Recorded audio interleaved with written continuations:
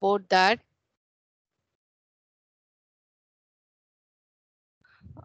Regarding in your production function chapter economics in that. So production function, what is meant by that we were discussing about. So if you want to get your product produced, you have to undergo certain process right from the input. It has to undergo certain process and then only you can see it as a finished product. Okay, for which you require a lot of inputs, factors of production for producing a product. So under that we were discussing about the short run production function and long run production function.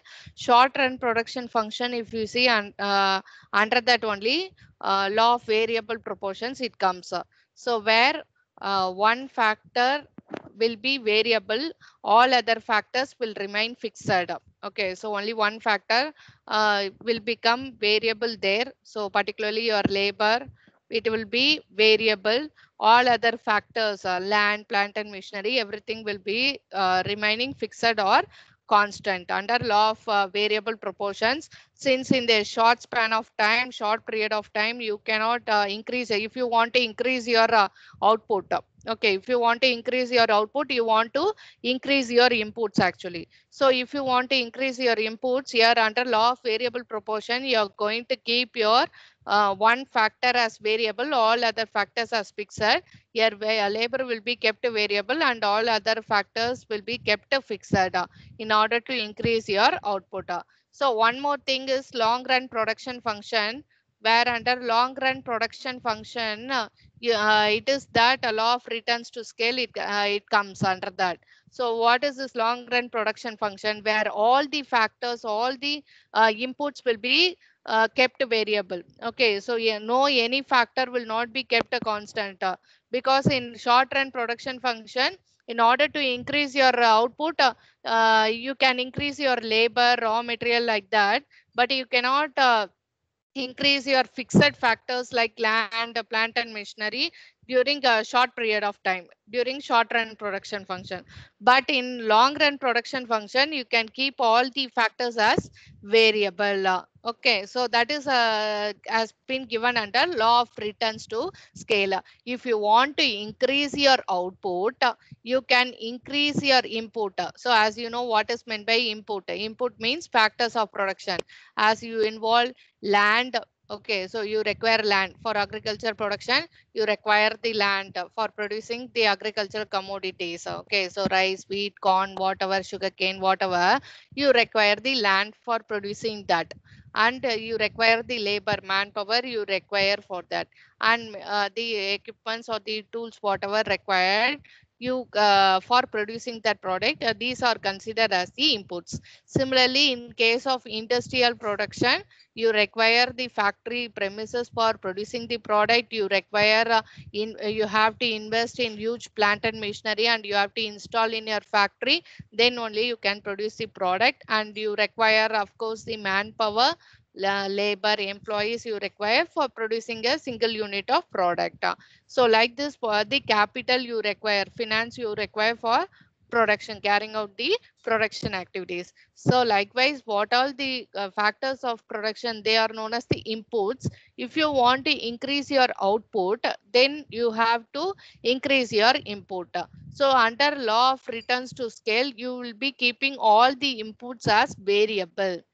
Okay, so in law of variable proportions, one input will be variable, but in law of returns to scale, all inputs, all factors of production will be kept variable in order to increase your output. So either in the same proportion, all the inputs or the factors will be increased in the same proportion. Okay, so if you are introducing additional labor, so additional raw materials, to that extent you will be using for producing the product. Okay, so it will be increased in the same, either in the same proportion, in order to increase your output. So that is that has been explained under law of returns to scale or long run production function. All the inputs will be variable. There only one input will be variable. Here all the inputs will be variable. Okay, where all the factors are fixed except one factor, all the other factors are fixed there. Here all the factors will become variable under law of returns to scale. So this is the basic difference between law of variable proportions and law of returns to scale. So under this, if you see, three heading subdivisions we will be looking after. So one is increasing returns to scale, one heading. Second is constant returns to scale. Third heading is decreasing returns to scale. So these are the three: decreasing or diminishing returns to scale. So if you see increasing returns, by the name itself, you can come to a conclusion. Returns to scale, it is that you want to increase your output. Your production should get increased. In such a case, your output want to get increased means if you are utilizing all your inputs, if you are using your inputs to the 100%, if your output is more than 100%, whatever you get, finally, if it is more than 100%, it is more than the double means, then it is increasing returns to scale. Okay, so if I am using already, if I am producing a product, I am using certain number of inputs. Labor, 1 unit. Okay, so 1 unit of labor or 5 units of labor already I'm employing in my business. Take for example 5 units of labor I'm employing in my factory and producing a certain product. So 5 units of labor, if it is going to give me 100 units of output or 100 tons like that, if I'm going to introduce an additional of one labor, then more than 100, more than 100, that is 150 or 200 tons if I can produce, then that is known as increasing returns to scale. So more than the proportionate, exactly 10% increase panna, 10%, 10% means then it is constant returns to scale. More than that 10% means increasing returns to scale. More than 10% means say around 12% or 15%, if I am going to increase my output due to increase in import, then that is known as increasing returns to scale. Then constant returns to scale means same proportionate. So that is known as constant returns to scale. Okay, so same proportionate. If I'm going to increase by 10% in input, okay, so either labor or the raw material, whatever might be, if I'm going to increase to an extent of 10%, same proportionate 10% increase in output, if I can see, means then that is known as constant returns to scale. Same proportionate, same percentage, it is going to increase.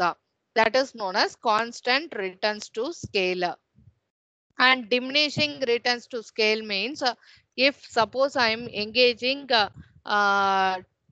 engaging one labor, and if I am going to produce 100 tons or 100 units, if I am going to use 2 units of labor, then from 100, if it has got reduced less than 50, actually it should give me at least 100, but if it is giving only 60 or 40 like that, if it gives only that much of output, then that is known as diminishing returns to scale. Okay, so 100%, if it is giving 100% output, 100% increase in import, 100% increase in output means constant returns to scale. 100% increase in import and 150 or 200 more than the double the percentage means, then that is known as increasing returns to scale. Diminishing means less than that. 100% if it is increase in input means only to an extent of 80% or 70%, only to an extent only if I can see my output increase, then that is known as diminishing returns to scale. Okay, so we should know what is meant by law of returns to scale. So actually it comes under the long run production function. So you must know what is meant by production function. Then long run production function means in the long period of time when you are going to utilize all your inputs, all your factors of production, you can keep all your factors as variable. Okay, so in a long period of time, you can increase all your thing, the land you utilize for your cultivation, your everything, agriculture, you can increase, you can expand your manpower, you can expand your capital, everything you can expand in the long period of time. So which is not possible in the short course of time. Okay, so long run production function, under that only law of returns to scale it comes. So where all the factors are kept a variable. Okay, so in the all the inputs are it is going to increase in the same proportionate compared to the output. Okay, so if you are going to increase, if you want to increase your output to that same extent, if you are possible enough to increase your inputs also, then that is known as law of returns to scale, where all the inputs or the factors will be kept variable. Variable means fluctuating. You can increase that accordingly. Output increase பண்ணோம்னா you can increase accordingly your input also. So that is known as law of returns to scale. Under that, increasing returns, it is that same proportionate இல்லாம more than the proportionate you are going to increase. Okay, and constant returns means same percentage, same proportionate. If you are capable enough to increase your input and you can show the same level of output, then constant returns. Diminishing or decreasing returns means you can see only less than the proportionate. Okay, so whatever you have planned for, less than that only, if you are capable enough to increase your output compared to input, then that is known as diminishing or decreasing returns to scale. So you can see here constant returns to scale, it is the straight line. So increasing returns, it is increasing in this way. Diminishing returns, it is falling down. Okay, so this is the input output relationship.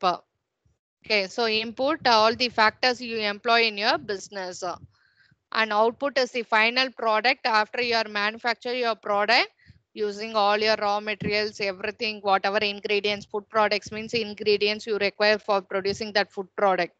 Okay, so what all the ingredients you require or the factors you require for producing a single unit of product, that is known as input. So this is the input output relationship, how it is increasing and constant and diminishing. So law of returns to scale is this one.